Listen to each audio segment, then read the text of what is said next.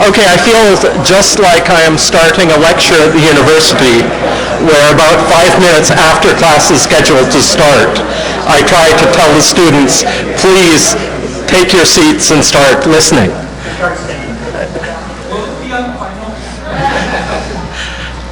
So I would like to welcome people back for the second session of the Borriello Feet on the Ground Symposium.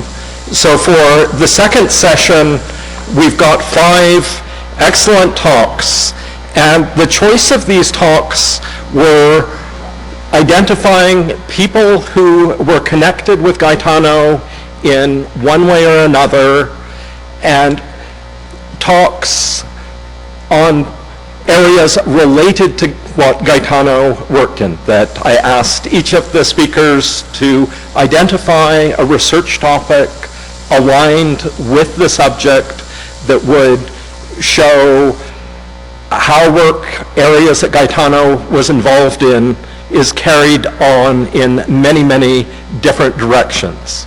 And so the first speaker, Lorenzo Violante from the Red Cross.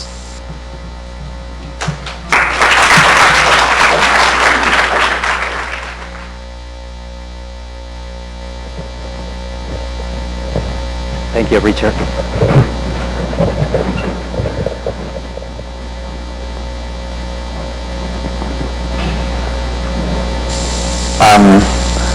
You hear me well?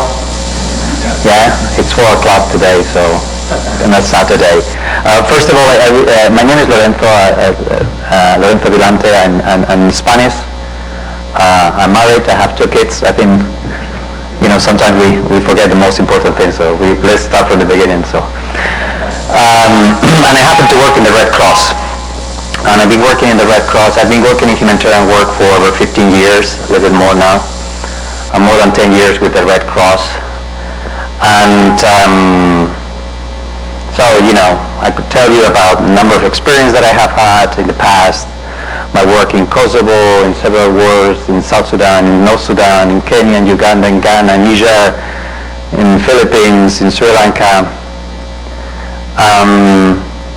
But because I have kids, I have to settle a little bit in Panama and change a little bit of the type of work that I do. It doesn't mean that I don't miss those times in which I was at the forefront, of what we do. But now I'm in a little bit of a different situation now, and I'm there to support those who are at the front line, which are the volunteers, the staff, and the communities that are affected by disasters. So what is it the objective that I want to do here? You're not going to see any text in my presentation. There are just a few pictures that I wanted to share with you. First of all, I really want to thank the University of Richard, the team, for inviting me to the event, because it's a privilege and an honor to be able to just share with you a couple of experiences of what ODK has brought to the life of the volunteers, the first responders, and the life of the people that we serve in the Red Cross. To pay a tribute to the family and to Gaetano for what he has done, and to basically, what the objective that I try to have in the next 10 minutes or so is well, Eric, I think that he already presented that well before, but to try and, from the angle of mainly humanitarian response, the impact of what ODK has brought to the lives of many thousands, I would say millions of people, in very short period of time. From the time we started this journey around 2011, without knowing Gaetano, as I was telling, I actually never met Gaetano in person. We spoke a couple of times over Skype, and that was I can tell you, a very strong learning experience for me. So this is what I tried to do. I just tried to present to you a couple of examples to try and show to you the impact of what ODK has done. And maybe before, as I already presented myself, I also want to present to you what the Red Cross is. And You know, many of you probably are familiar with American Red Cross, the work they do in the blood banks, the work they do with the veterans, the work they do with disaster relief. I work for the International Federation of the Red Cross and Red Crescent Societies. So we have 189 different American Red Crosses around the world with different capacities, different expertise, and different areas of interest. So for us, it's a little bit of a complicated challenge to bring all these 189 different bodies together in trying to set common directions. One thing that I actually didn't mention before, there are two things that we are very proud of in the Red Cross. The first one, probably the most obvious one, is the volunteer, the network of volunteers that we have. And the one which makes us probably a little bit different than the rest of organizations. And the second one, which was also mentioned, I think Robin mentioned that before, talking about the fundamental principles, is that we are very proud of the 7 fundamental principles of the Red Cross. We're talking about humanity, impartiality, independence, neutrality, etc., etc. But being humanity, the most important one, by far. We have one, and then we have the others. We always said we don't necessarily have 7 principles. We have one principle plus another 6 principles, and humanity is the first one that we have. So we have this challenge of 189 different Red Cross and Red Crescent societies in the world doing very different things, and we need to try and find potential solutions for the problems that they face. And they face very many different problems. I mean, we have their pictures. That picture on the left is after tsunami in Japan. We have Nepal earthquake. We have Ukraine social crisis. We have Liberia Ebola. We have many different crises, and sometimes it's difficult to understand what are the needs of those national societies, what are the needs of the volunteers that are working on the ground there. I work now in the Americas region. We have our office sits in Panama. It serves 35 out of those 189 national societies, starting from Canada all the way down to Argentina. And believe me, we have very different capacities, skills, and needs in those Red Cross national societies. Yes, we have some very strong national societies like American Red Cross with a very clearly defined set of priorities. We have others. I mean, we have Bolivian Red Cross, we have Mexican Red Cross, we have Haitian Red Cross over there, and we have more. We have Colombian Red Cross, we have Nicaraguan Red Cross, we have many different national societies and with many different needs and many different priorities. And this is important for us because the range of what we do is very wide.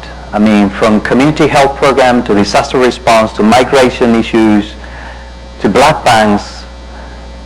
It is a complicated environment, and we always try in the middle as the Secretariat of the Federation to try and find solutions for all those, in this case, 35 national societies. So we have to pick and choose what are the most burning needs that affect the work that our volunteers do on the ground. And as you will see, ODK is one of those solutions that help us not just to meet the needs of this pure disaster response, that is helping us to meet many other needs of the programs that national societies or Red Cross is implemented in the America. So let's just talk about the experience that as a Red Cross we have had on ODK. The picture there on the upper part, right-hand side, it's on Haiti, 12 January 2010. Huge disaster occurred in Port-au-Prince and neighboring areas. It wasn't a big earthquake, to be honest. We had another one in the region 3 weeks afterwards in Chile, a much stronger earthquake, and we have a few people die. Of course, it was the biggest earthquake ever in Chile, but the magnitude and the dimension was enormous compared to the one in Haiti. But because of many different reasons, which we cannot discuss now, I mean, Haiti produced enormous damage with more than 200,000 people dying, and the entire infrastructure of a country, of the state, being collapsed. In that environment, many organizations came in. We had more than 1,000 new organizations being registered in the first few months after the earthquake. And we have one organization, which is the Red Cross, the Haitian Red Cross, together with all the national societies that went in and support the work of the Red Cross, that was able to provide in the first 3 months 75% of the entire relief operation, of the relief assistance in that country. The other 999 reported the other 25%. And it tells to you the importance of having a strong support, mutual support, and having common understanding of how we need to respond to disasters. But anyhow, not to tell you these numbers, in that time of relief we have a huge challenge to be able to cope with the demand. We have more than 1 million people living in camps, and we're providing hygiene support, sanitation, water and sanitation, safe water, and what we call, non-food items to more than 400,000 people. At that time we had to use a solution to solve the problem of the distribution phase. It was taking 2 minutes to be able to distribute the relief assistance. It was too much, considering the volatile insecurity situation there. We were not using arms corps. We never used in history. So it wasn't very easy. We finally found a solution. And we moved to the next phase. We found a solution. We had to do it very quickly in that time. And we got the support of a company in Mexico that helped us to find a solution, by which we could provide, we could move the distribution from 2 minutes to 2 seconds in a very short period of time. So we were able to distribute up to 15,000, 20,000 families in around 2 hours or so. It doesn't mean the logistics that imply that are very heavy as well. Now, we passed that phase, and then the next challenge came in. So we sorted out, in the relief cycle, we sorted out the issue of the distribution, the main challenge. Okay, that's solved. Now the problem is that we moved into the recovery phase, and we had around, at that time, I would say, the end of October, November 2010. By the way, we had cholera epidemic in October 2010 in Haiti. I will not discuss that now. We use ODK for that as well. But we have more than 1 million people living in camps. That's one of the major camps that we had in Haiti, in the center of Port-au-Prince, nearby our offices. More than 60,000 people living in there. The government was asking the Red Cross, we need to find a solution. We need to move the people out of the camps. They can't stay there. But it is literally impossible to build homes for 1 million people in Port-au-Prince, a city that is completely destroyed. We need to start thinking in a more creative way. Now, with the government, we discussed about what it was launched then as a program 16, which is possibility to start looking at alternative way to sheltering solutions for families, which is basically the return and relocation program, rental subsidies to communities. We started with that program, and then we realized we couldn't cope. We committed with the government and we couldn't cope because the amount of data we need to produce, it was just, and to digest, it was enormous. We're talking about thousands and thousands of people, data, and we had the Associated Livelihoods Project. It was basically literally impossible. So we got back together and said, what is it out there that can help us? We have no time to try to design a software or subcontract a software. And usually, literally by coincidence, we had these 2 very smart guys, engineers in our team, and they say, hey, listen, have you heard about ODK? So we started looking into that one. We never ever discussed even with university at that time. And in a very short period of time, we managed to relocate 15,000 families in less than a year time. Then others followed. We have other institutions, in particular from the UN sector, following that, and it became a success. We have more than 100,000 families, so 500,000 people were relocated in a period of over 2 years. And most of them were using mobile devices to collect and process the data, to the point even to the distribution. Our distribution mechanism, basically, what you get out of the entire relief cycle, in this case the shelter cycle, was an SMS that would tell you, this is your PIN number. You go to with one volunteer from Haitian Red Cross to the bank, you get the money, and you go and pay somebody who's going to rent a house for you.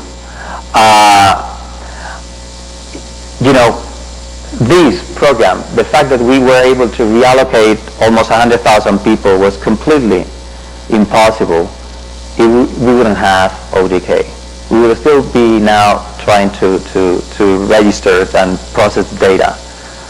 And as I said, it was an experience that we started just by looking what is it available. But many others followed. It's not, and many others did it even better than the Red Cross did, and they reached even greater numbers. In 2 years, now you go to Port-au-Prince, there are almost no people living on the streets. I'm not saying the conditions are necessarily much better than what they were before the earthquake. What I'm saying is at least you have people that are not living under a tarpaulin. What is it that, we were trying to analyze, and I think it's been discussed, what is it that made this story a success? And why is it that success of ODKs? Open source, it's an amazing experience for us, Getting to talk to the people from the University of Washington about their concept around open source is something new. I think that we discussed yesterday, this is very new to the humanitarian industry as well. We are not used to that, and there was an enormous competition not a long time ago. For me, I'm the co-chair of the World Humanitarian Summit consultation process for the Americas, together with the government of Mexico, and we had this fantastic presentation by UNICEF. And it was very interesting because their approach, UNICEF approach, they're a leader on innovation, and they used to, in a way, compete, right? Present the best possible solutions, and they have a lot of resources. We don't have. We are a poor organization. We are the Red Cross. We don't have so much money. But the perception, the approach changed completely. They realized that they cannot work without having that open source mentality, meaning that whatever they develop, it has to be available to everybody. And this is a process. It's been a learning process also for us with other tools that we developed. The distribution tool that I was mentioning to you, now it's been used by many different organizations. You go to the redcross.org website and you can download the software and use it. It's very simple, but it has taken time for us. It's not just about the impact here, but also an impact our mentality is about the open source concept. And the flexibility, the adaptability, the simplicity, the fact that we use it for disaster relief, but we use it for community health program. There are many different reasons why we believe we need to study the ODK model as a model we want to replicate for other type of projects. As a Red Cross, we're looking forward to keep working with the university. We have pilots on ODK 2.0. We want to explore sensors. We want to look at early warning systems. There are many different things that you would like to explore with the university, because we believe that partnership with academic institutions and using that model and approaches like Gaetano with ODK is the way to go. Maybe just one more minute to tell you. This is a story of Haiti, but it is. But this is not the only one. We have many different stories, and I could spend hours and hours telling you about that. This is Jordan. We have Syrian refugees there. Hundreds of thousands of people have been now registered, and they receive cash transfer program using ODK. We have Costa Rica. This picture is from last week, actually, and the one up to the right, after floods, and people receive assistance using ODK. They're registered, and the distribution is done using mobile devices. The one at the bottom, Philippines, after Typhoon Haiyan. The funny thing is that in some cases, the ODK, somebody was asking me, we had this conversation before, it's like, how do you define success in the innovation, humanitarian innovation background? And how do we define it? Is because we define it when we cannot remember the way we used to do business before. So, guys, I'm sure nobody knows here how our lives were before mobile phones, right? For most of those national societies or Red Crosses, they don't now remember how the life was doing an emergency assessment without using a mobile device. In some cases, it's a standard operating procedure. I mean, Peruvian Red Cross, for instance, the one over there, they have banned paper in their emergency assessments. And they have done it together with the Ministry of Health, and they have done it together with the Ministry of Education. You cannot use it. Sometimes they are a little extreme, but they do it for a purpose. And again, I could keep telling you stories and stories about that. The only one that I want to conclude with is to say to the university, to say to you, to the Gaetanos family, thank you. On behalf of the Red Cross volunteers and on behalf of all the number of people that have received support and they will keep receiving support, thank you, gracias, merci, super yazila.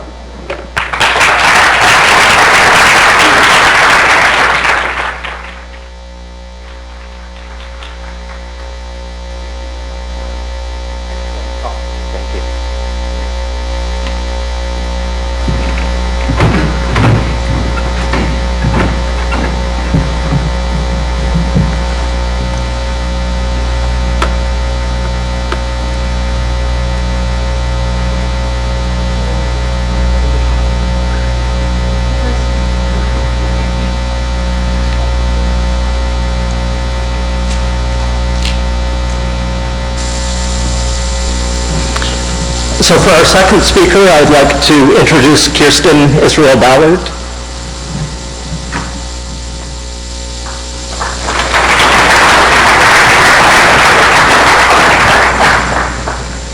So thank you. I first want to just say it's a real honor to be here today. I'm not able to be here the entire time, and I'm frustrated by that, especially after hearing the talk that we just heard and the impact from those of you in the room, and of course from Gaetano's legacy.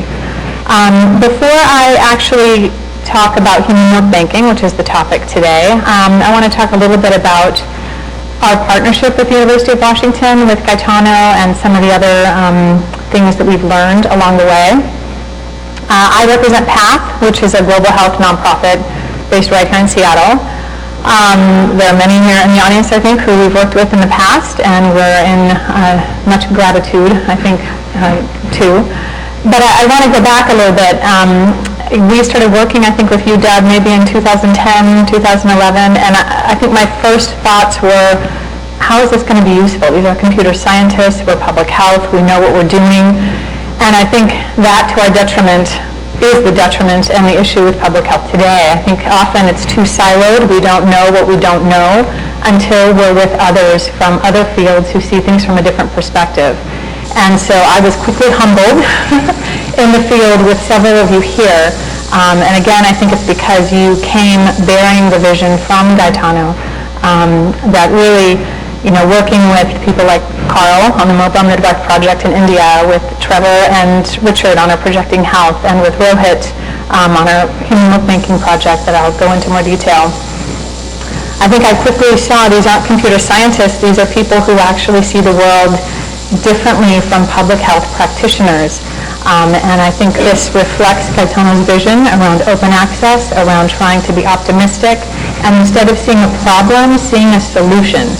And I see too often in my public health colleagues, we're trained to see a problem. And we identify what's wrong, but we don't always know how to fix it. And we need to step outside of our bounds and to go to those who maybe have different expertise. And I think together, the field of computer science and public health, we could do much, as was just reflected by the talk that I think is very powerful.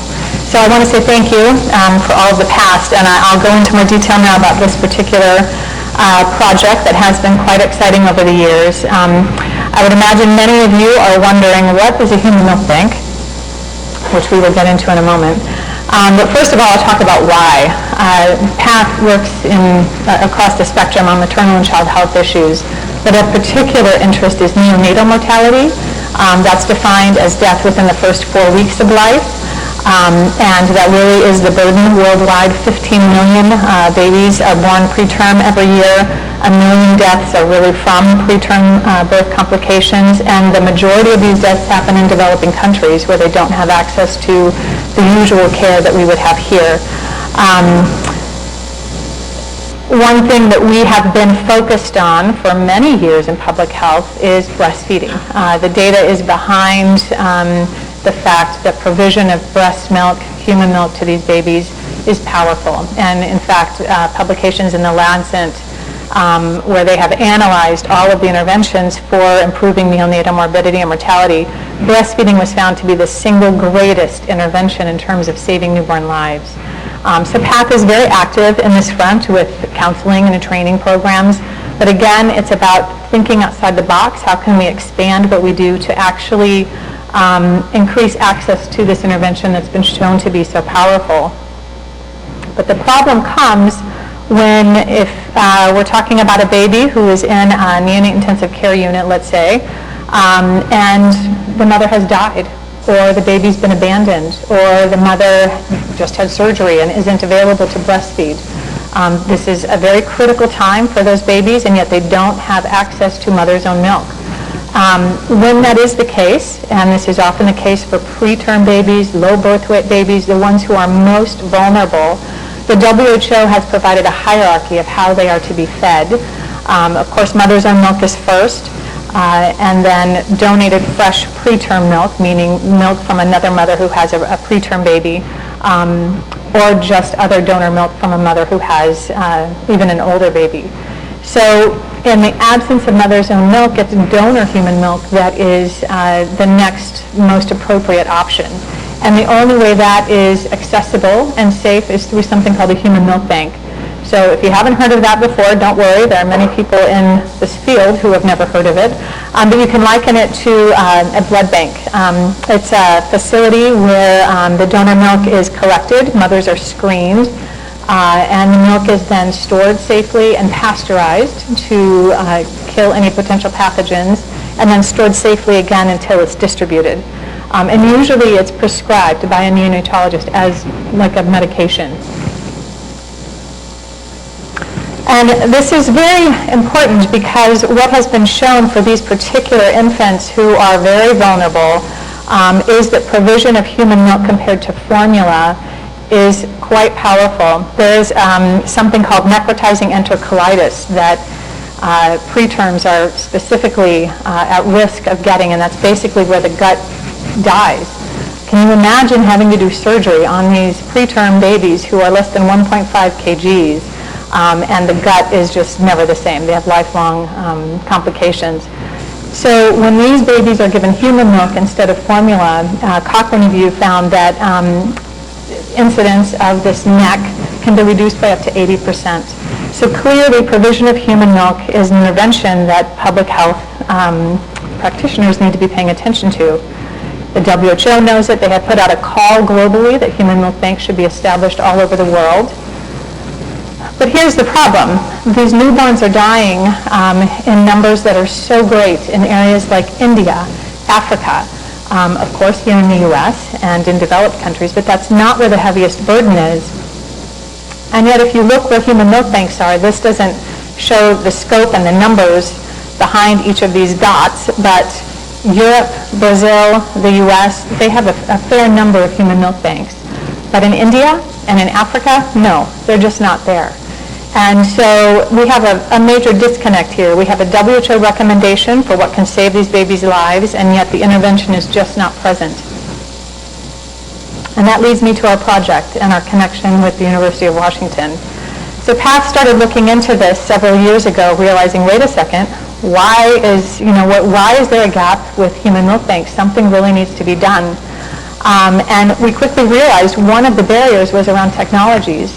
Recall I said that to make the milk safe, there's a system around pasteurization. It's heating the milk. That's not an easy process. You have to make sure you don't underheat it or overheat it. And so you need a pretty complicated heating mechanism.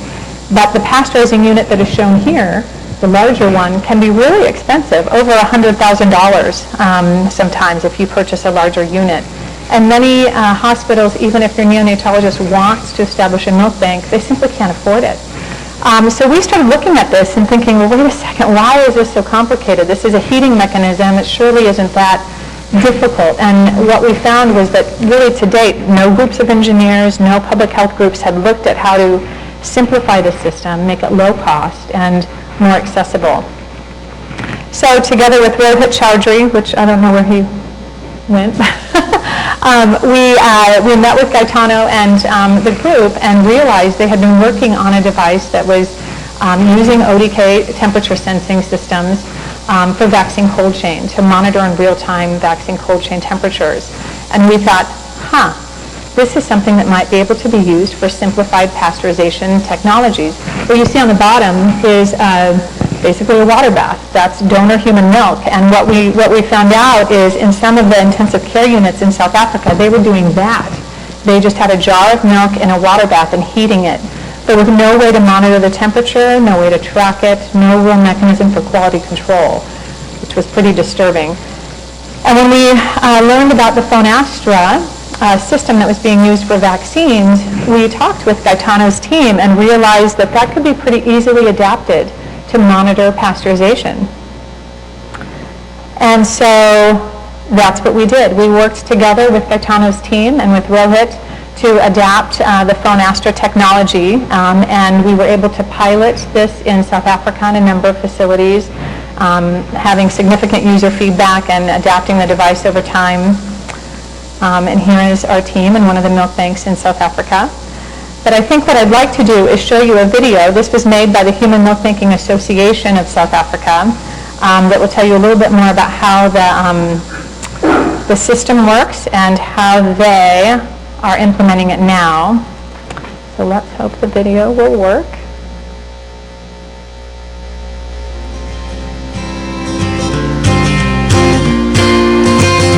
Donor human milk is needed for infants who do not have access to their own mother's milk. Human milk banks are set up to collect and process donor human milk. Current milk banking standards require the pasteurization of donor human milk to ensure that all pathogens, like HIV, are killed off prior to feeding it to vulnerable infants. To simplify the pasteurization process, a mobile app was created to monitor the temperature of the pasteurization process and give real-time instructional guidance for the proper pasteurization of donor human milk. This entire system is called PhoneAstra. In this system, a temperature probe is placed in a glass bottle and is connected to the PhoneAstra base, which interacts with the mobile app to read the temperature. The app guides users through the pasteurization process based on these readings. 3 glass bottles are filled with 120 milliliters of donor human milk. In addition, the bottle with the temperature probe is filled with 120 milliliters of water. The user first enters the donor's information into the cell phone.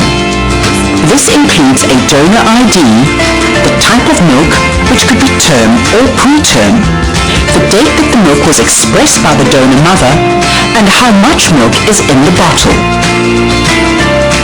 Once this is done, the labels are printed by a Bluetooth-enabled printer and placed on the corresponding bottles. The bottles are then placed in a stand. The stand is placed in a pot of water, which is placed on an induction stove. To begin the pasteurization process, the user clicks Submit on the phone screen of the app. They turn the stove on and then click the Start button on the mobile app. This establishes a Bluetooth connection between the phone and the PhoneAstra base. The phone now displays temperatures received from the temperature probe, which correspond to instructions at each step of the process. Just before the temperature gets too high, the app beeps to alert the user that it is getting close to being done. When the target temperature for pasteurization is reached, the app on the phone beeps continuously, prompting the user to move the stand to a cool water basin. After a short while, the app beeps again and prompts the user to add ice packs. The procedure is complete when the app detects that the temperature has sufficiently cooled down. The user can then print a pasteurization log using the Bluetooth-enabled printer. The mobile app also uploads the temperature data to a server for review by supervisors. Supervisors can remotely access the server using an internet browser. The main page shows a summary of all the milk banks. Clicking on a milk bank displays a page that lists all the procedures performed at the facility.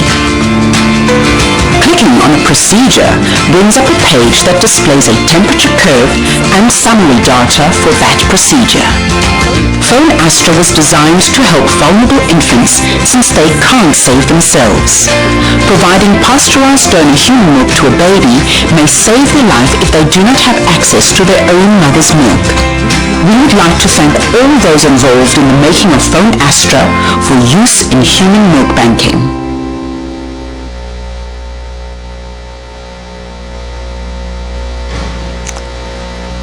So clearly, I think you can see that even with just a simple system and adapting something that was already being used elsewhere, we were able to significantly improve the quality control of this Phone Astra, using Phone Astra-enabled pasteurization system. And the feedback that we've received from South Africa has been significant. We have interest in this device around the world now because people see the value in using something like this, either for small-scale human milk banks, or maybe if you're a hospital establishing a human milk bank for the first time, and you just need something small while you scale up and save money before you can buy the larger pasteurizer. Nothing like this exists anywhere else currently. So right now we are in our phase 2 project really in South Africa. We received a grand challenge for this from the Gates Foundation, and right now we're operationalizing an integrated model for human milk banking that is enabled really by this Phone Astra system, allowing us to have human milk banks in smaller tiered facilities, which was definitely the goal for the Department of Health as well. They already had milk bank programs going on in the country and in the region, but not really to this extent. So we're quite pleased with the position, I think, for where this device is right now. We're trying to work with a local manufacturer to make this more widely accessible globally. The South African Medical Research Council is interested in helping us take this to the next step. And I would certainly like to acknowledge everyone who's been involved in this, but most importantly, it is the University of Washington and Gaetano's vision, I think, in passing on his public health view to all of his students that we so greatly appreciate. And I would encourage, I think, given the group that comes to this kind of conference, you're already, I think, looking this way. But, you know, I just came from the European Milk Banking Association meeting in Europe.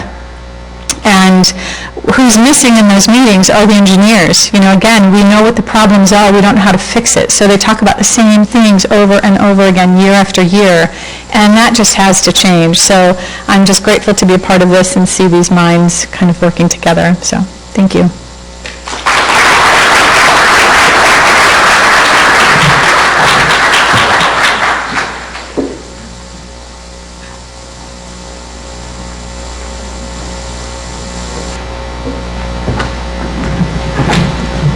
Thank you very much, Kirsten.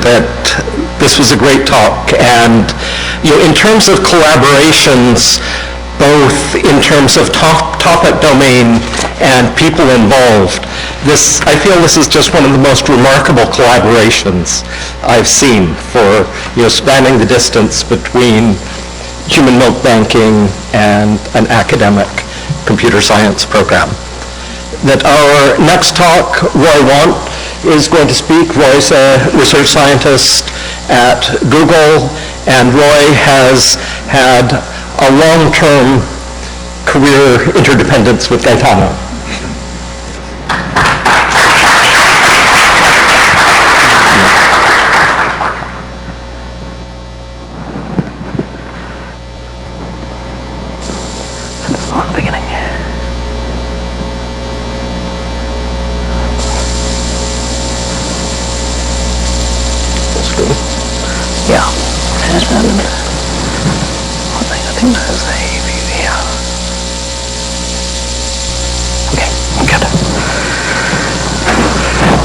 Good afternoon. Thank you for having me here today. I'd like to dedicate this talk both to two giants of ubiquitous computing, Gaetano Borriello and also Mark Weiser.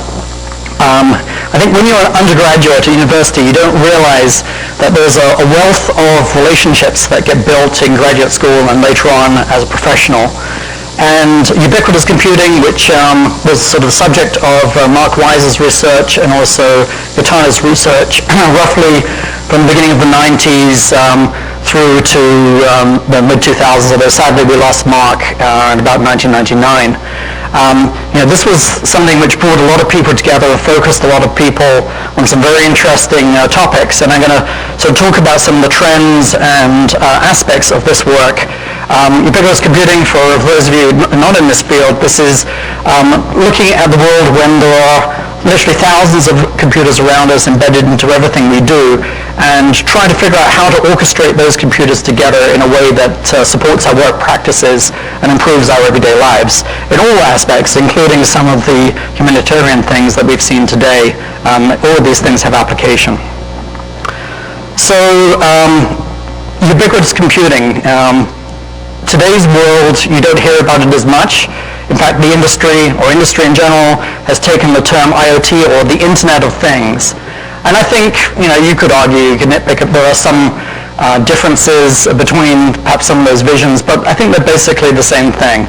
And moving forward, the ideas, a lot of the interesting things which were in ubiquitous computing and was written about and part of the research can be applied in today's notion of what we think of as the Internet of Things. So I'm going to talk a little bit about the trends, talking about some challenges, which I think is something that both Gaetano and Mark, both of which I worked with very closely, and a great privilege to be part of their ideas and their research agenda. We often used to sort of debate about what does it take to make some of these ideas successful. And I think this aspect of discovery and manageability is one of the challenges. And I'm going to talk about a solution, a possible solution that shows a lot of promise, which we call the physical web, which is a combination of adding proximity to web technologies. Then I'm going to talk about how this applies to search and our end. So both Gaetano and Mark would often put in their slide decks, what are the major trends in computing? And this slide would often appear near the start of one of their talks.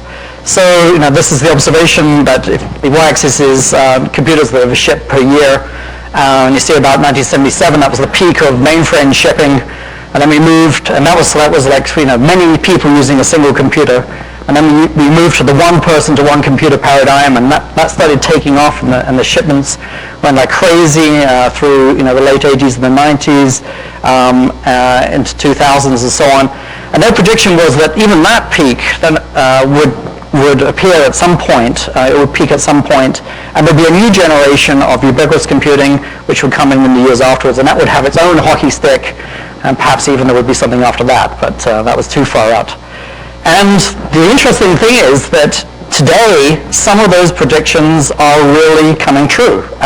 We certainly know that obviously computing is going to everything, but if you look at Q4 2013 reported in 2014 here, global PC shipments fell for the first time ever by 10%. And obviously these things are slightly cyclic depending on what's going on in the industry and refreshes of PCs and so on. But this year that trend has continued, and I just saw on the plane coming up, I saw this other report from Gartner and IDC that PC shipments fell by 7%, maybe 9%, depending on which organization you look at. So look at this graph. The blues are cell phones going up to shipments of about 2 billion last year. The red is the fraction of that were smartphones. If you like, the most ubiquitous computer ever. Last year shipping about 1.2 billion phones. And then the green peak there is laptops, and you can see it, marching on, obviously much smaller than either cell phones or smartphones, but it's just beginning to tail off at 2013, 2014. So I think, they were pretty good in their assessment of how that is. It's actually turning out that way. And of course, the smart devices which are at the core of our computing today are laptops, tablets, smartphones, and even TVs in terms of things we spend time in front of. But the avalanche of smart devices is coming. Almost anything you can think of is going to have computation added in, whether it's proxy information attached to things like posters or movie pictures, or whether it's vending machines or things you have at home like smart thermostats, smoke detectors. There we've got a smart basketball which is connected to the internet and gives you advice about the angle of throw, has an IMU inside, links back to the internet, and then gives you full advice about how to improve your basketball game. Absolutely amazing things that people are thinking about. Over there on the right, a smart sprinkling system that ties into knowledge about the plants that you have, and also the weather forecast to modify the sprinkling strategy for your garden. So, looks like we're going in the right direction. But one of the problems is that these solutions are very siloed. There's lots of companies making point solutions for all these things, and it's not quite the ubiquitous computing vision that both Katana and Mark would talk about. And one of the issues that comes with siloing is that for each of those devices, there's typically an app. So as we move into the thousands of devices, you now have thousands of apps potentially on your phone. And so you're going to have your app bloat. How are you going to manage thousands of apps? It's clearly not going to scale. And then the other thing is you walk into any environment and potentially there are hundreds, maybe even thousands of things that you could connect to. How do you automatically discover and control these? How do you figure out what's useful to control? And then the IoT is also the internet on steroids, the internet plus plus. So how do you avoid overload, and also how do you avoid all that spam and nefarious activity that's bound to carry on that we see in the internet, it's bound to carry on in IoT. So it's an interesting challenge, and we think that a little part of that challenge can be solved by a new technology. In the days when I worked with Katana, we focused on RFID a lot, but RFID has many issues. We often used to think about the cost of those devices to put on everything to identify them and to be able to interact with them. But they also had another problem which we didn't take into account quite as much. The readers are really hard to get into a ubiquitous state. So how do you get a ubiquitous reader? And our solution is that there's a new radio technology which I'll talk about in a second, which allows you to transmit a URL, and a device nearby, such as a phone, can run a browser, run a single app, and receive those URLs, and then order them and present it to you rather like an ordered list in a standard search, in a web search. And then you have the ability to click on those things, and if you do it right, the signal strength can be used to order those things in roughly the things which are closest to you and things which are furthest away. So the thing you're standing in front of will be at the top of the list. The idea here is that you don't have to load anything. Your browser can be the thing which is already running on your smartphone, already running on your smart device, and so you already naturally have a way to walk up to anything and interact with anything. So this is the dream. So some background, why URLs? Why not just an ID like they had an RFID so you can identify things? Well, the thing about the web was it was a great democratization of the world in the sense that everybody had a fair playing field. There was no central server where all of your web queries go through. DNS is the closest thing to being central resolution of name to address, but in practice, DNS is also a distributed and non-controlled entity. So everybody has a fair shot, and in the Internet of Things, we're only going to see success in this if everybody has a fair shot.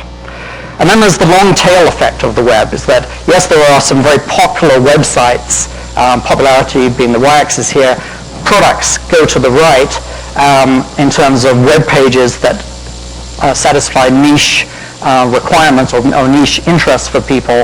But there's a huge area under those tiny niches, and you can imagine there's going to be a huge number of small devices that you're going to want to interact with, but just once, just for one occasion. You're not going to want to install an app and then uninstall it afterwards. It would just be too much to deal with. So web pages have the ability to deal with this sort of niche content. So how are we going to control this avalanche, and how are we going to actually get it to be ubiquitous? Because that's the hard thing. Well, fortunately, the Bluetooth SIG created a new standard in about 2010 called Bluetooth Low Energy, and it allowed us to create these things called low energy beacons. Beacons which can run on a very, very small battery, can be deployed ubiquitously. If your devices already have Bluetooth enabled capability, then your device can also be configured to emit these beacons as well without actually having additional hardware, which is obviously the way you would want things to go eventually anyway. The best thing about this is that at the same time, all the Bluetooth chip manufacturers started putting them into the smartphones. So now everybody's smartphone that was made after about 2011 can read these things. It solves the reader problem that RFID had, and even things like NFC, which was another way of, another sort of niche of RFID, is that, the problem with NFC is that only a small percentage of phones have it, maybe with Apple's recent announcements and their i6 phone, that will improve.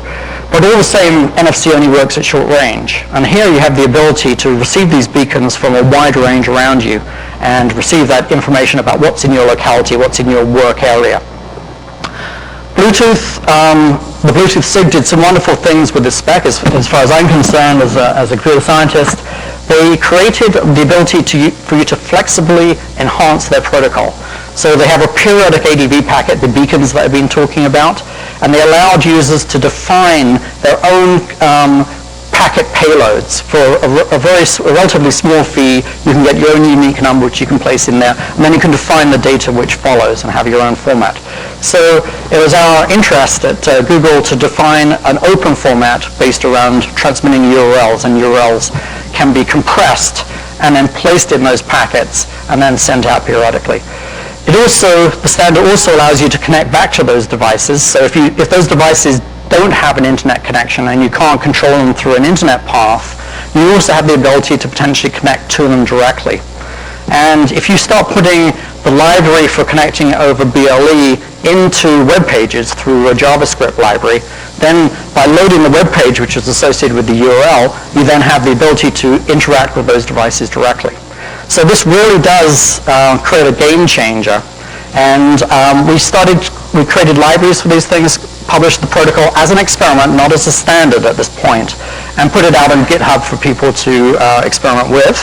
And we started seeing companies like this guy over here, the Blesh company, that, if I can just play this for you, short little video. They started producing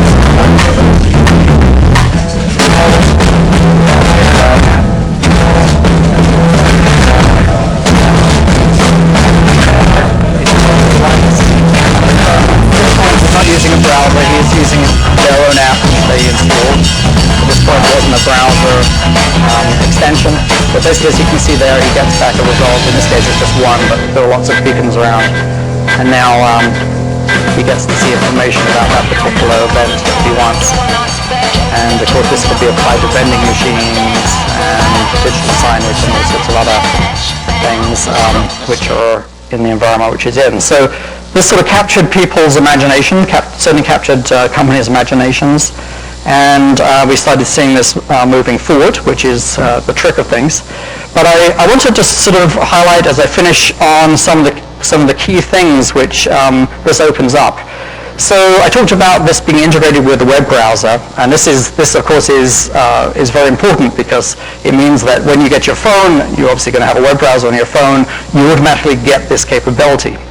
And just as you search for things on the web, or you search more explicitly for images or videos or other things, you could also imagine one of your tabs is search nearby. And nearby is the thing which gives you those lists of things. And furthermore, information in those searches can be interspersed, not just what's around you, but also other things that are relevant to those searches. So the whole ranking and ordering of what you get on a web page can now be affected by what's in the vicinity. Obviously, how you order that is a tricky thing. Here's a little architecture of what's happening. You can see that a device which you want to label creates a beacon, has a URL. The URL could be just resolved on the mobile device, but of course, it's not going to be that useful. You really want to have snippets, you want to have a title, snippets, and so on. So what we'd probably do is send this to the equivalent of a search engine. You might say, aha, well, there's one company who's going to be controlling what's going on. But of course, the user can choose any kind of proxy search engine which can deal with these things they want. It's their choice. And then, of course, once you actually choose something, you're going to get back your web page. It's going to have HTML. And one of the great opportunities these days is not only to have HTML, but also to have schema information. So schema I'll talk about in just a second. But first of all, to say that the opportunities here for, if you like, the web of things, IoT, and things which are nearby, is that we can rank things according to the importance and bias things by what's nearby. We can use all the same tricks that we use with search engines for filtering out what's not useful. In other words, if we know there's a nefarious URL because now there's a nefarious beacon in the environment, we can filter that out or give you a warning that that's not a good thing to click on, or even demote it in the ranking order. People can monetize this by creating advertisements around that information. And also we can tie it in with the knowledge graph so that the information which is shown in the knowledge panels, which you get with many web searches, also has information which directly relates to the device which you're trying to search for or trying to control. So this use of structured data is something that you're seeing more and more. If you open up a mail message, you might see there's something in there which is a mail message about a particular event, and there, actually within the message, you have buttons which you can say, add this to my calendar, remove this from my calendar, or whatever. In other words, you're now having metadata which is embedded in those pages which can cause actions. So those actions can also apply to the Internet of Things devices. So if it's a light, we can turn the light on and off with those buttons. Obviously, you want to have the appropriate authentication behind this as well. So you may well have created a session cookie or something else which allows you that authentication. It has to be thought out very carefully. But at least this is the mechanism, and it's a standardized mechanism. It's something which people agree on, which is the hard thing. You're trying to create this universal, ubiquitous framework which you want everybody to use. So the general reaction to this concept has been very good. We've had lots of quotes from ZDNet and Engadget. Engadget says Google's physical web aims to make the Internet of Things easier to use, and Google's physical web project looks to inject Internet of Things with more search. And basically, we have been very, very pleased about the reaction to the experimental project. And then, in July this year, we actually announced the official Google line on beacon formats. We created this thing called Eddystone. And Eddystone actually has three subtypes. The concept of a UID, so basically an ID which is more of an enterprise solution for the Internet of Things. But very firmly in the center of this is that we have Eddystone URL frame format. And then finally, we also have something called telemetry, which allows us to monitor, or allows companies to monitor the state of their beacons in case the batteries need changing and so on. So this is beginning to really take off. It has some momentum now, and these are all the vendors which are beginning to sell Eddystone beacons. And obviously, it's going to take a year or two before we really know how well this takes off. But I think Gaetano and Mark would be pretty excited that maybe this is one of the little catalysts bringing together technology and the right frame formats and the right standards in order to create something which really does allow us to walk up to anything and use anything as we move into this really embedded world. And so just the takeaway is that Eddystone URL is an enabling technology, and it allows us, if you like, to make things smart and to universally access things which are around us. Integration with web and mobile and proximity and search is a really promising way to make this really useful in the same way that search is really useful. And that the physical web, which is the general name we give to this capability, allows devices to become smart and move the whole search for IoT into ranking and filtering and knowledge, which will enhance the experience and make it safer to use the Internet of Things in the future. So I'd like to end there.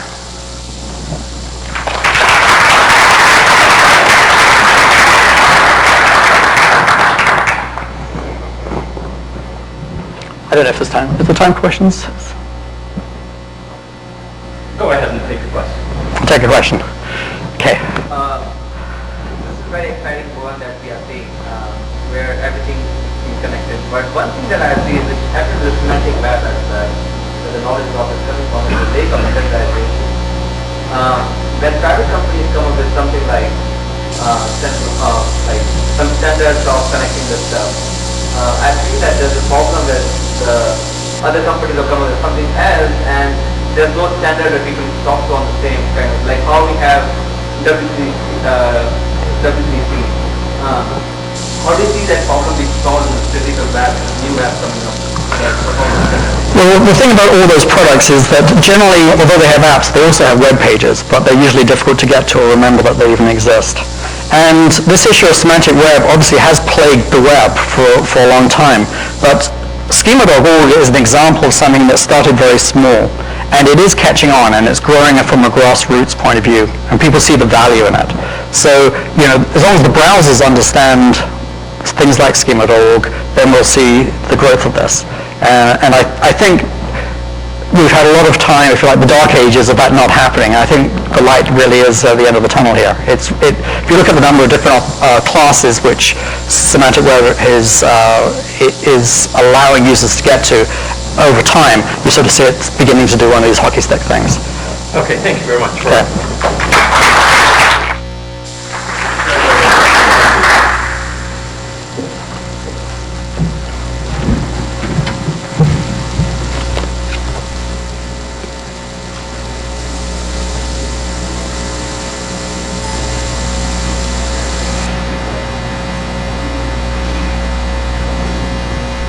So for our next talk, I would, incredibly happy to be able to introduce Heather Underwood.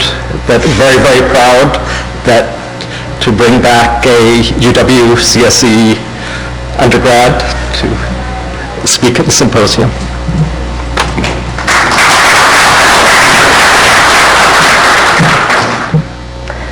Hello. First, I'd like to thank Richard and also Sheree for inviting me to speak here today. It's a real honor to be here to be speaking in honor of Gaetano.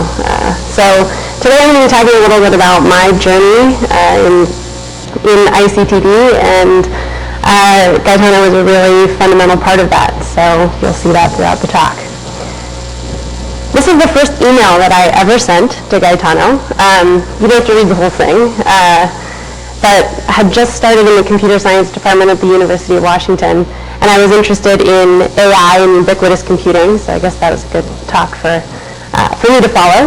And I was really interested in working with him because his research had this kind of impact and scale that I was looking for, and it also had this real human component. The email that I got back, and granted it was to a listserv, but it was talking about the Technology for Low-Income Regions capstone class that Ed mentioned in the intro. This was ultimately how I met Gaetano and Richard and got involved in ICTD. So the capstone project that I chose to pursue and create and test was a project called Multilearn. The motivation for Multilearn, it built on a lot of prior work, but the goal was to create a better system for sharing a single computer. So a lot of times education in developing countries, there's not a lot of technology involved in the first place, but when there is, it's usually not enough for all the children to participate. So you end up in this situation where the children are basically crawling on each other to access the computer. So we wanted to figure out how to provide a better means of sharing the computers. So we created Multilearn, which was a split-screen computer educational game system that allowed each student to have its own, his or her own keypad to participate with their section of the screen, and the content was adapted for their skill level. And they were guided through these activities in math and spelling and a bunch of other activities that we developed. And they could compete against each other and learn at the same time. That was the goal. One of the studies that we did several studies, and we had the opportunity to actually go test this in public schools in Bangalore. I was there twice, and the rest of my group continued on after I graduated for 2 more studies. This study that I was involved in was on competition versus collaboration, and we found something pretty interesting in this study, which was not only did the students actually prefer working together more, which was the system that was already in place, they actually had higher scores on the educational activities that we gave them when they were working in teams. So this really spoke to the fact that there was a system in place, to Eric's point earlier, and there was a lot of value in the system that was already in place, which is when students were collaborating effectively and working together, the outcomes were better and the students actually got a lot more out of it. So what happened to Multilearn? Failure or foundation is the question that I pose. Obviously, I'm sort of in the camp of the latter. But Multilearn ultimately was my undergraduate research project, and I didn't stay an undergraduate researcher forever. So I graduated, as did the rest of my group, and we all sort of moved on into other projects, and no one picked this back up again. Again, to Eric's point about success metrics. So our definition of failure, I think, really depends on how we're defining success. We accomplished everything that we set out to do with the Multilearn project, but ultimately we didn't create a system that scaled to every public school in India or around the world, and we didn't solve all the educational problems. But that also wasn't our goal. So what I learned from Multilearn really became a foundation for the rest of my work in ICTD. Which brings me to my dissertation work, and a quick note. The one criticism that Gaetano had of my written dissertation, because he was on my dissertation committee, was that there weren't enough pictures. There weren't enough pictures. So I'm going to inundate you with pictures from this work, because that's what he wanted. So my dissertation work was around the PartoPen system, which was a digital pen platform that I developed to improve labor monitoring outcomes in developing countries. The motivation ultimately was the high statistics of preventable maternal deaths, which were largely occurring in these places. In Kenya in particular, which is where I did my dissertation work, the maternal mortality rate at the time was at 488 deaths per 100,000 births, which is really high when you look at places like Sweden, which is 4. The US, I think, is around 20 right now, so still very high. So this was the LiveScribe Echo digital pen that I used as the hardware part of the platform. You can see a couple aspects of the, well, first of all, a show of hands. Has anyone ever used one of these, a digital pen? Okay, good. So there's some familiarity with them. How many people have never seen a digital pen? Okay, yeah. So not super ubiquitous, which we'll get into a little bit later. But pretty interesting technology. You can see 2 to 8 gigabytes of memory, so pretty substantial memory capacity. But the key piece is really the speaker and the microphone aspects of the digital pen. So it can do audio input as well as audio output based on what it's writing and what it's seeing on the paper. Which brings me to how it actually works. So there's an infrared camera in the tip of the pen that reads these microdots, which are printed on the form. And each of these microdots is offset in one of 4 directions, which ultimately gives you these X and Y positions, which act like GPS for the digital pen on the paper. And the dot pattern is unique for every page. So the digital pen will actually know if you're writing on one page versus another. So for the PartoPen project, there was a couple things that I did. The first one was actually changing the form. So this is the Partograph form. It's a required standard paper form for midwives and nurses in maternity wards. And it's supposed to be a graphical record of labor over time.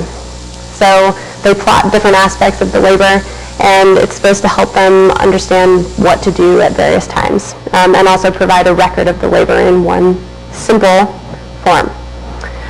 So as you can see, the form on the left was what they were using before. It had been photocopied about 1,000 times at this point. And the box is really small. It was very difficult to see. So the first thing I did was actually just recreate the form in a cleaner format. And then added some various audio controls, as you can kind of see down there on the right, for the pen to interact with. And this was the version that we started using when the PartoPen project was deployed. Interestingly, as much time as I put into the software and developing that aspect of it. This simple change was had one of the biggest impacts of the entire project. They said, oh, now I can actually use the form, so I will use the form. And who knew it would have been that simple? Maybe I didn't have to build the pen at all. But I did. And the pen had three main areas of functionality. So the first was use instructions. So this was really designed to help overcome training barriers. If they tapped the pen along any of the text along the left of the paper form, they would actually receive audio instructions on how to use that section of the form, based on the WHO Partograph user manual in their language of choice. It also provided decision support. So it enhanced the decision support that was already available on the form, so that when data was written in these areas, these lines were intended to indicate that action needed to be taken or the progress of labor was going abnormally.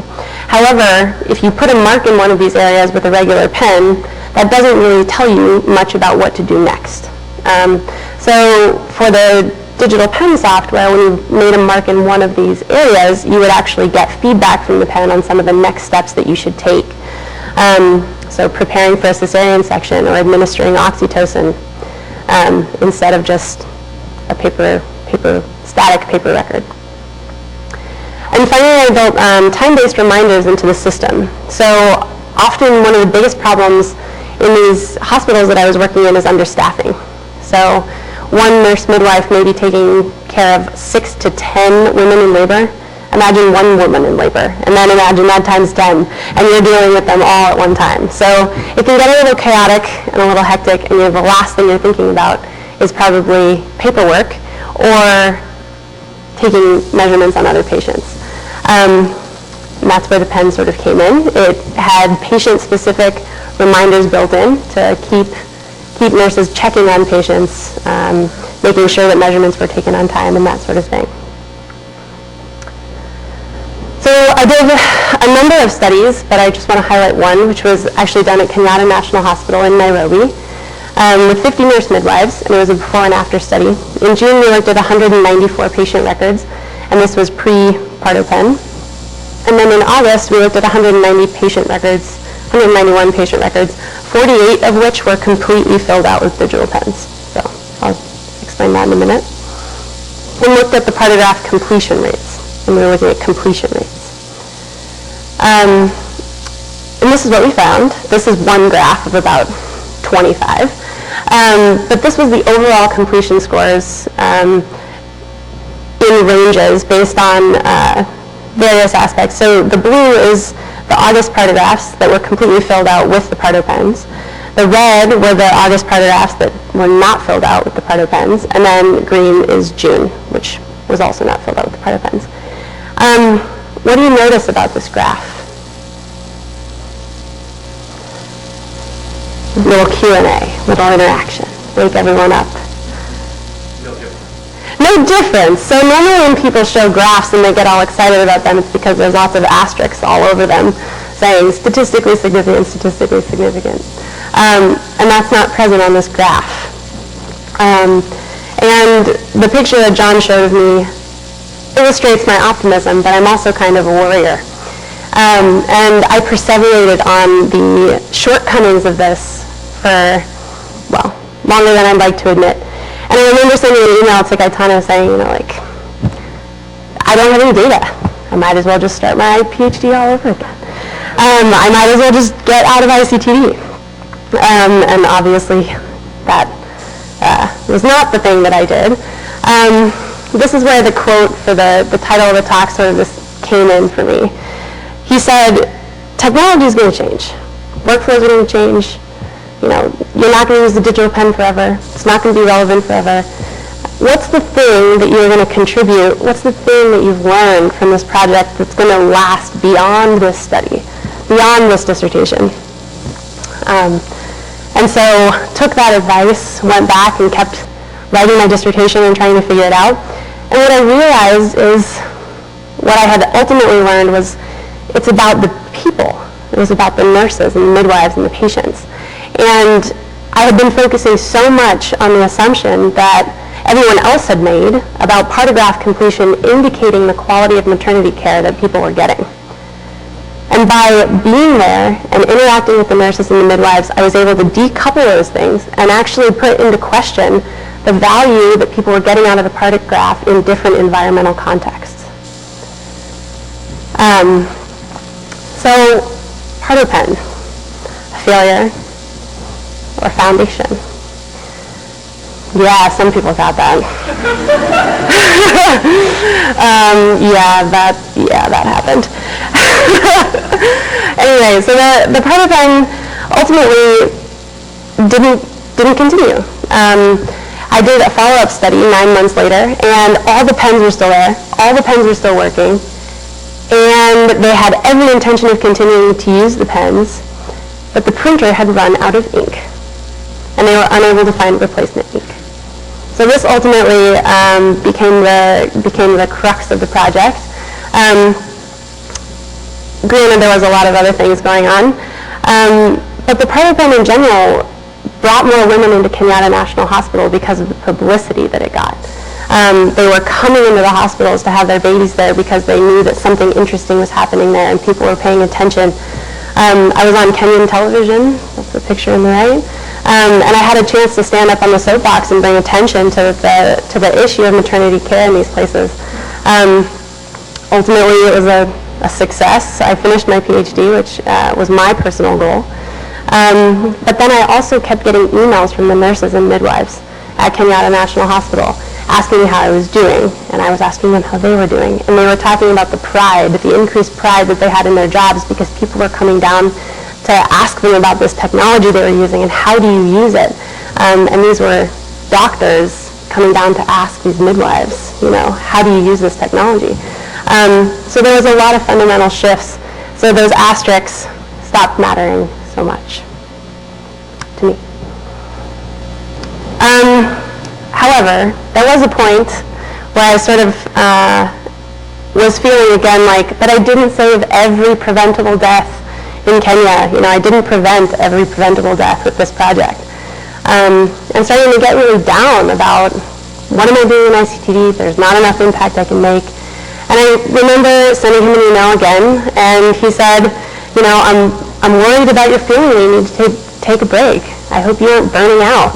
It's too soon for that. It's too soon for that. So I took those words to heart. I kept moving forward. I actually had the opportunity to do some consulting with a company called Damagi on a tablet-based, holistic maternal health app that they had developed and were developing, and got to take all of the lessons learned from the PartoPen and actually integrate them into this new application that was being built, and that has actually been deployed in about 6 hospitals in and around Delhi. And we're starting an implementation of that in Pakistan in a few months. So that was a really good opportunity to kind of take all the PartoPen lessons and really put them into action. In addition, John mentioned earlier InWorks, so I'm now an assistant professor at the University of Colorado in Denver, and helped start InWorks, which is an interdisciplinary initiative that tries to bring students and faculty and the community together to solve hard problems that matter. I teach human-centered design courses. I teach case studies in ICTD. I run a community Denver Biolabs group that's focused on DIY biology and biotech and how we can take that and apply it to developing communities and other areas that people are passionate about, and really just trying to keep building.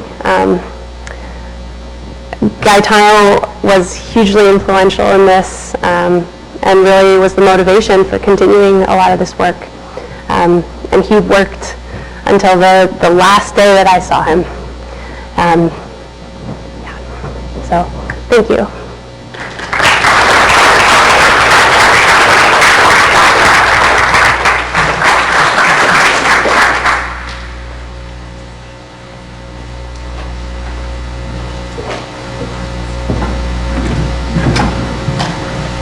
Thank you very much, Heather.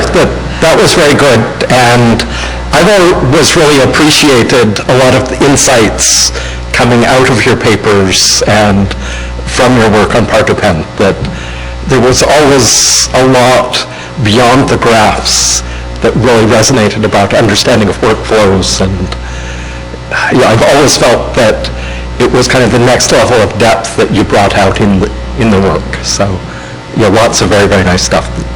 So our speaker now David Dahl from Google Earth, that Google Earth played a very important role in OpenData Kit and has been a very, very important partner for the project.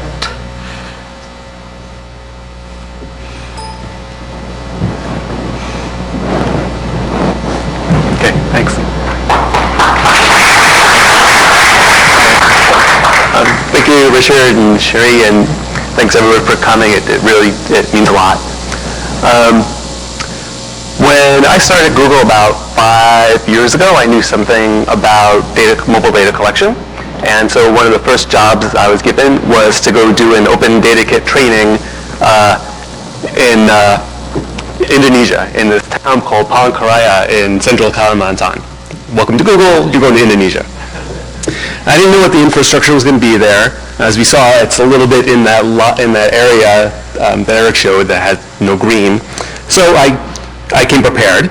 I brought a wireless router. Actually, I brought 2 of them, a bunch of Ethernet cable. I brought some power cords. I brought about 30 mobile devices, phones and tablets. I brought a Nomad Trimble, and some surveyor gear, and packed it up into my bag and went to Palangkaraya to do this training. Here's the airport, and had no problems at all. It was fantastic. The training went well. People loved it. They swore they were going to use OpenData Kit, and it was such a success that not long after that, a member of the one of the presidential cabinets of Indonesia invited us back and said, "That was great training. Can you do one for us?" Well, I had my packing list. I just threw all that stuff in my backpack, went to Jakarta, and didn't have so much luck. I was immediately tagged as a suspicious character. My bags were searched. The contents were found to be suspicious. I got brought into a room, interrogated for about 4 hours about what I was doing with all this gear. They wouldn't take, "I'm doing a training on OpenData Kit" as an answer.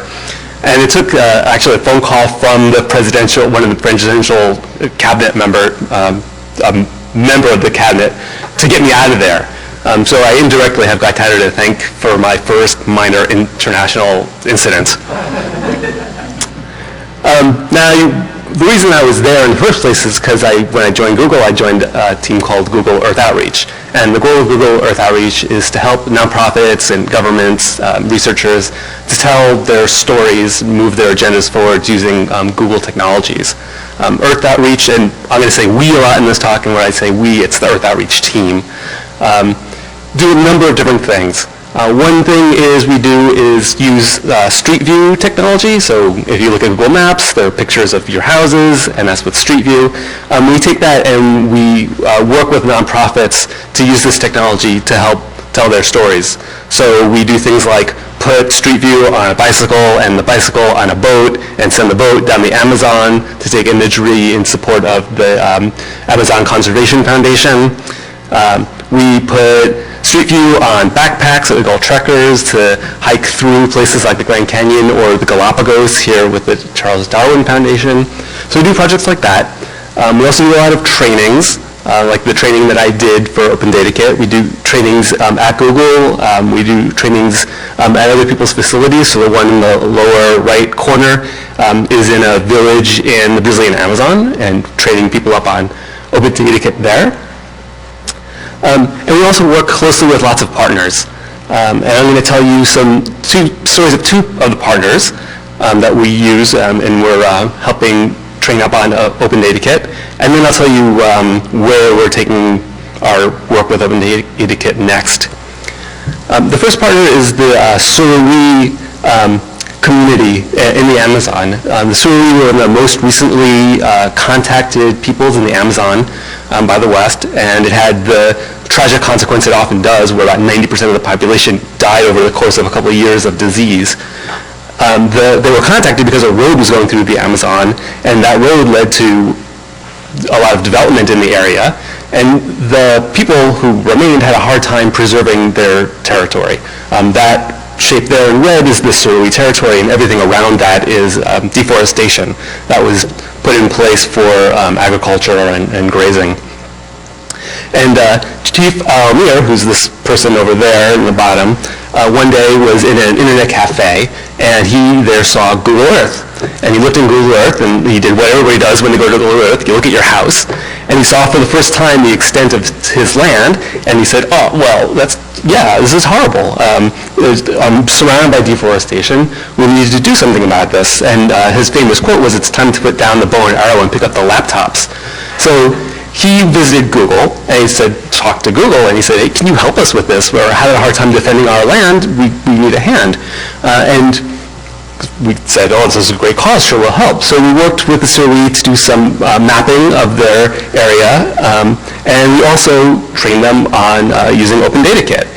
And so one of the first things that I started doing with OpenData was using it for vigilance. They are patrolling their territory, taking pictures of illegal incursions into it, taking pictures of illegal logging and poaching, and sending them, thanks to OpenData, to the law enforcement who can do something about it. It used to be very easy to ignore people, right? They would say, oh, there's some illegal logging happening, yeah. But when you say, like, it's happening here at this geographic coordinate, and here's the picture, it's harder to ignore. And through the use of OpenData, they've had a lot more success in keeping their lands intact. The project with them to continue. The next one was working with them to use OpenData to collect data on the state of their forest so that they could then sell carbon credits for the preservation of it. So the folks are doing monitoring of the forest. They're taking measurements of the trees. They're using OpenData to do that. The data gets entered into some allometric equations to estimate how much carbon is in their trees. And they've used the system to measure how much carbon is in their trees. The way that carbon credits are sold now is through something called the Verified Carbon Standard. They applied to the Verified Carbon Standard to let ODK be an official system for collecting data for forest credits, for carbon credits, and they got the okay. And they became the first indigenous community to actually sell carbon credits for the preservation of their forests. So they've sold lots of carbon credits to a cosmetics company in Brazil. They were the first. So it's having a big positive impact. Unsurprisingly, all of the communities around them have taken notice of this and are interested in doing the same. So we're now starting to scale this up. There are a series of meetings happening now in Brazil. Another one is going to be happening in a couple of weeks, where other communities are being trained up in OpenData and shown how to do the same thing for their communities. So that's one example. The other example is with the Jane Goodall Institute. We've been working with them for a really long time. The mandate of the Jane Goodall Institute is to help preserve the chimpanzee population of the world. Their goal is to save 85% of the population, and they believe they can do that through preservation of specific areas of forest. We, early in 2009, started working with Jane Goodall and also the Fundi, or people who became the Fundi, and University of Washington to train up various offices of the Jane Goodall Institute on using OpenData. Here's one of those trainings. What the Institute found was that a lot of the forests that chimps would use as habitat have been lost. Between 1972 and 1999, there's a Gombe National Park over there in Tanzania. Something like 80% of the forest habitat that chimps used was deforested. And they figured there was a strip of land outside of the national park that chimps could use, and if they were able to preserve that, they would be doing a lot to help the chimp population be sustainable. So they contacted the local communities over there, and they put together a plan to sort of set aside that strip of land for the use by the chimps. And the idea, and to enforce it, or to make sure that the land was being preserved, they deployed an OpenData kit broadly so that the communities along that strip could monitor that this forest was in fact being preserved. In 2005, they put the plan in place to do the preservation, and it's already having a massive effect. This is just one example, but there are a dozen of these. This is Kagango Village Forest Reserve. It's one of these forest reserves. This is what it looked like in 2005. This is what it looks like in 2013. So the forest has come back, and it's now much more suitable chimp habitat. In other areas, like Uganda, the Jinko Institute is working to combine the efforts of local communities and law enforcement. This is National Forest here in Uganda has, in this area, it has 5 rangers who are hired to preserve it, to make sure that there's no illegal poaching or logging, and they can't monitor the whole thing. Inside the forest are a lot of local communities who've just historically lived there, right? They put aside the land, but there are people who are living there, and the rangers put it together in agreement with the local communities to help them preserve the forest.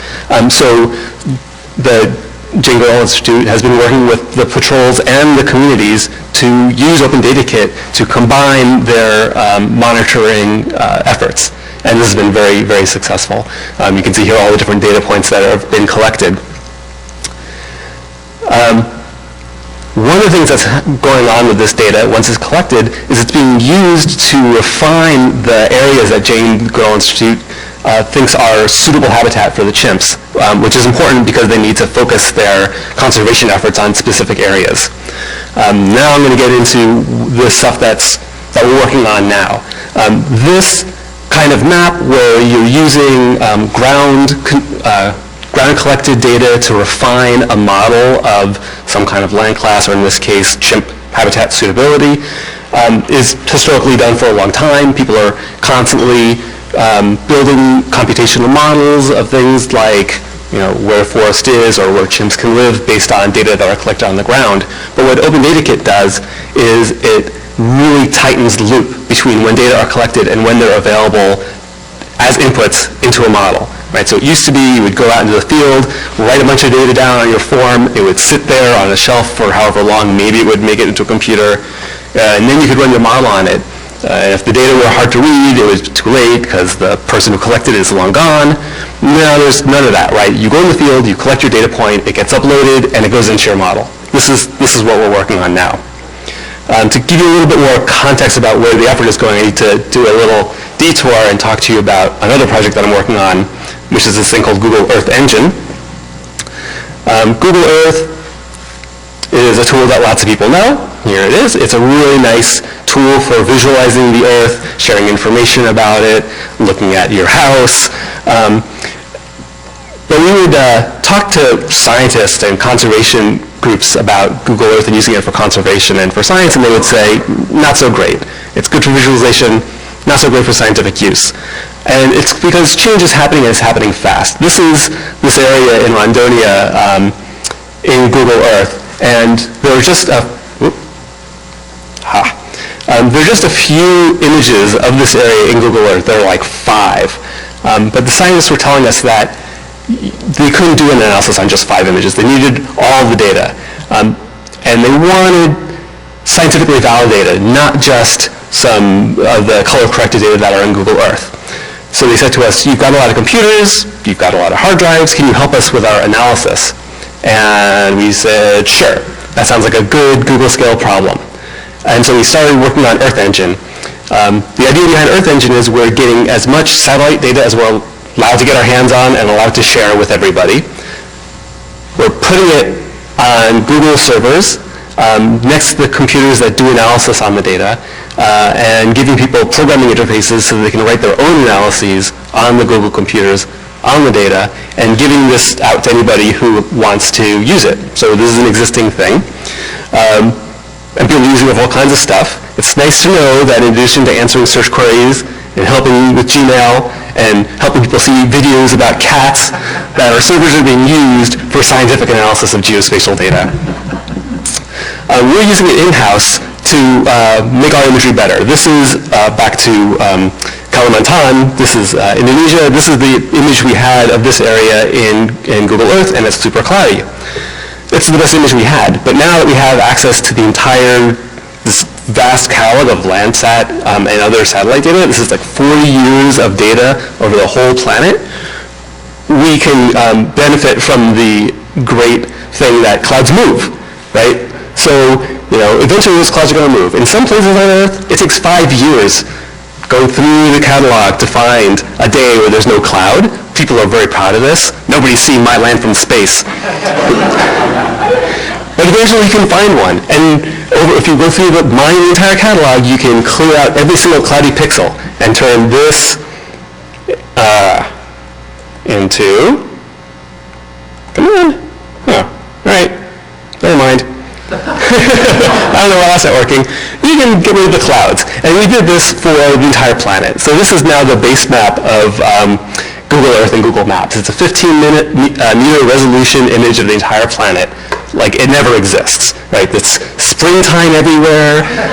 There's not a cloud in the sky anywhere. But it's a really great image of the Earth.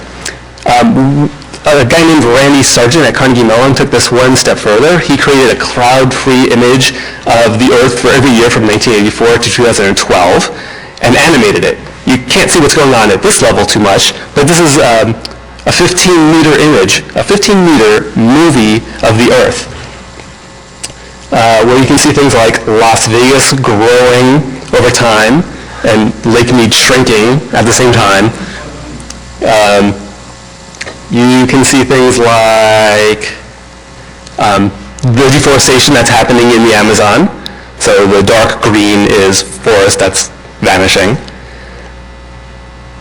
And you can see meanders rivering over time. Right? This is from 1984 to 2012. This is a river changing direction over that period of time. And if you see over on the left-hand side, that's a town that's expanding wisely away from the river. Right? Those are visualizations, but this is being used for science as well. A person named Matt Hansen from the University of Maryland did a study of forest change globally over time from 2000 to 2014. You can drill into this data set anywhere on the planet and see how forest has changed anywhere over that period of time, when forest is lost, when forest is gained. And this data set and others like it are being combined by nonprofits like the World Resources Institute, who are combining data sets and making it available for people to use, for decision makers to use. This is now being used by governments all over the place to monitor their forests. In Global Forest Watch, you can circle an area and find where forest loss, how much forest loss has happened in that area. You can also go there and circle an area to get alerts whenever a deforestation event happens. So you can say, I want to monitor this park. You circle it and you get an email message when a deforestation alert occurs. And we have monthly, well, there are monthly alerts in the system. So back to OpenData. With Jane Goodall Institute, the World Resources Institute, and Touch Lab, we're working to create an application called Forest Watcher mobile app. And this is the idea of this is to close the loop. When an alert happens in your area of interest, you get a message on your phone. It tells you where to go. You go to that spot. You verify, is the deforestation alert true or not? What does it look like? Using OpenData Kit, and you send that information back to the server, and then it goes and improves the algorithm that determines the alerts in the first place. This model, we call it from the ground to the cloud, is being used by lots of other folks. This is a guy, Udisekar Nair, who's using it with teachers in Alabama to get the students, high school students in Alabama and grade school students in Alabama to monitor land cover change using OpenData. And it's the same process of collecting the data and immediately running a computational model, which then tells you where to go collect more data. And the idea in all of these systems is to take the best science, the best technology, put it literally in the hands of the people who have the most invested in protecting their land, which is the people who live there, so that together, with scientists, technologists, nonprofits, governments, the local communities, can work together to build a better, more sustainable planet, which is so purely in the heart of what Gaetano was working towards. On one not Earth Outreach related note, I'm also, when I'm not working on Earth Outreach and Earth Engine, I teach at Mills College in the computer science department. Mills College is one of the oldest colleges in California. Last semester I taught Computing for Good. It was a class for computer science majors who were interested in working towards societal or environmental benefit, talking about the rewards and challenges of working with nonprofits. And it was a difficult class to teach. There's no textbook. There aren't that many materials. It's not taught that often. And so I had to do a ton of research to figure out what to cover in this class. And time again, I came back to Gaetano's work. And throughout the class, the work that he did, the work that people here at the University of Washington and other folks here have done was critical towards this class. And I think, I think many people wonder, I wonder, if anything I do is going to persist past me, if any of the work I build or any of the papers I write or anything like that is going to go beyond me. I don't know if Gaetano worried about that kind of thing, but I think the answer is clear, right? The work he did helped me put together this class. I'm training up students who are going to take that work and do their own and train their own students. Gaetano, as we know, has trained a ton of students himself, and they will continue. I think altogether it makes it obvious that his work is going to continue to have a big impact going into the future. Thanks very much.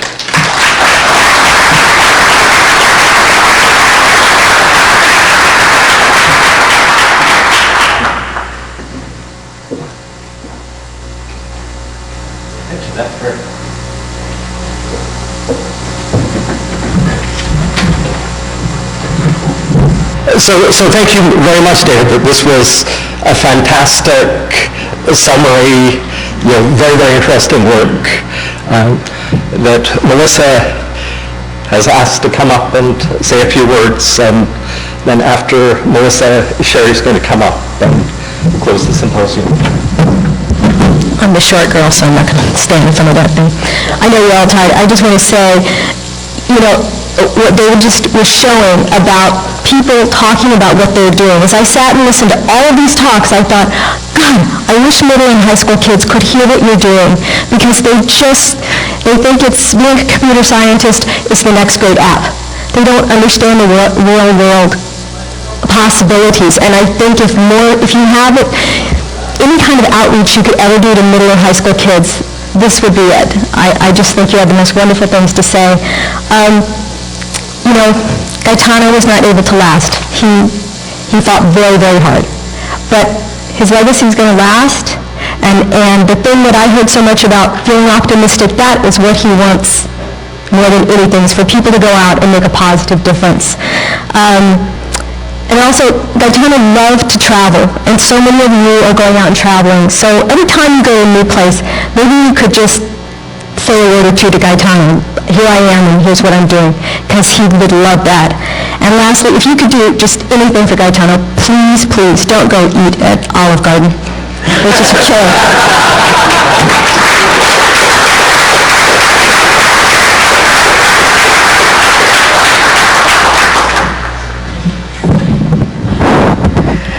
I have to say, whoa, because I couldn't believe, I think in this room we have the highest concentration of intellect of the whole world.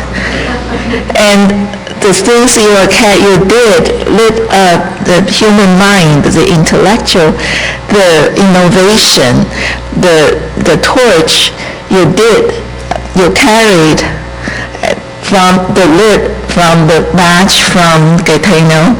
You carry the torch, saved millions of lives, resolved millions of people's misery, and the innovation from disaster relief for hundreds of thousands, millions, and to the electrification of the rural area with communications, and with Google Earth, with forest watchings, and with the milk bank, with digital pens. I couldn't believe how much innovation, how much application you guys have created. And you can think about this, you can proud of yourself. What you did on your torch going to live up for thousands of years later. People will build up on your wisdom. That's my wholehearted. And the other things I feel is in this room, I have seen zero selfish. All the compassion, all the empathies, all the things take the human most precious knowledge to make most precious contribution back to human being. And that's what is life about, what we can do for better of the whole world, and that's really, really impressive. And I am so touched. And I think it's tonight, this afternoon, I see the most beautiful example of the scientists, what the scientists can do for the whole world. And I attribute to Eric Brewer, and I admire him as Berkeley professors, and from John Bennett and everybody. It's like you create next generation for us, and my heart goes to you. That's wonderful. And you so much appreciate of your colleagues what you shared work with him. And it's just absolute, everything is beautiful. And I want to say how IEEE thanks to Professor Anderson, and he organized this beautiful place, beautiful time for us to share the most beautiful innovation of the century. Thank you.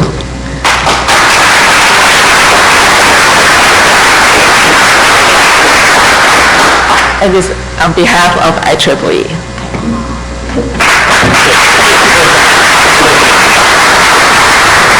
And I have to express my great appreciation for Sherry for coming up with the idea of identifying GHTC as a place where we could bring together that so many people that have contributed to this ongoing enterprise. So Sherry, thank you very much for coming up with the idea and moving it forward bureaucratically as well as operationally. And also Kay and Kristen for pulling everything together. Thank you very much, everybody.